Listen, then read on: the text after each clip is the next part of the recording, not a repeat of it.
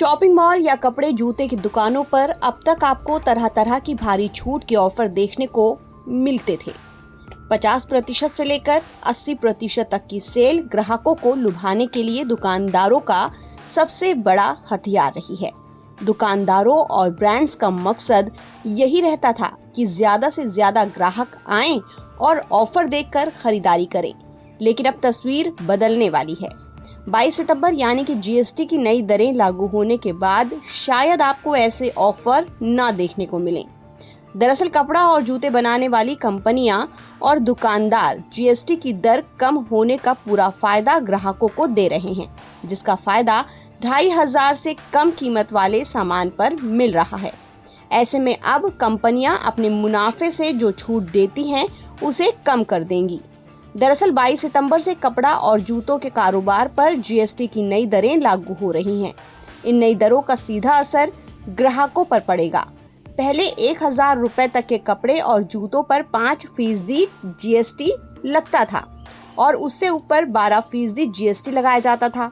लेकिन अब ये सीमा बदल गई है। अब 12% वाला नियम खत्म हो गया है।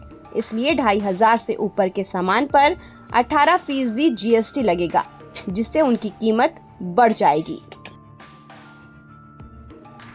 इस मामले में कंपनी के अधिकारियों का कहना है कि टैक्स कम होने से सामान सस्ता होगा और बिक्री में इजाफा होगा। इससे उनके पास लंबे समय तक ना बिकने वाला सामान भी कम हो जाएगा। इसलिए वो अपनी तरफ से दी जाने वाली छूट को कम कर सकते हैं। यानी अब आपको 50% छूट और 80% छूट जैसे ऑफर दुकानों पर बहुत कम देखने को मिलेंगे या ना भी देखने को मिले। वहीं departmental retail chain lifestyle international के चीफ एग्जीक्यूटिव ने बताया कि ब्रांड जीएसटी का 7% फायदा ग्राहकों को मिलेगा, जिसका फायदा ग्राहकों को नई दरें लागू होने के साथ ही यानी कि सोमवार से मिलने लगेगा। लेकिन कंपनी की तरफ से दी जाने वाली छूट भी कम हो जाएगी।